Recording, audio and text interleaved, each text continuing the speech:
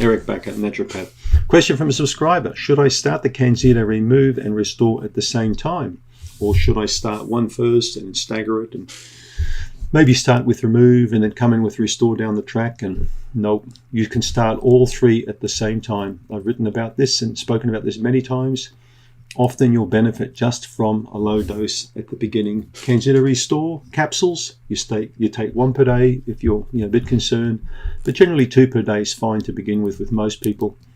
So take a capsule once per day to start with. And then with the Candida Remove, the same thing. You can cut the tablet in half if you're a bit concerned. If you think that you've got a really sort of dodgy digestive system, if it's really painful or problematic, start slowly. But you can certainly take them both at the same time. That's what they were designed to do, to be used at the same time. Thanks for the question.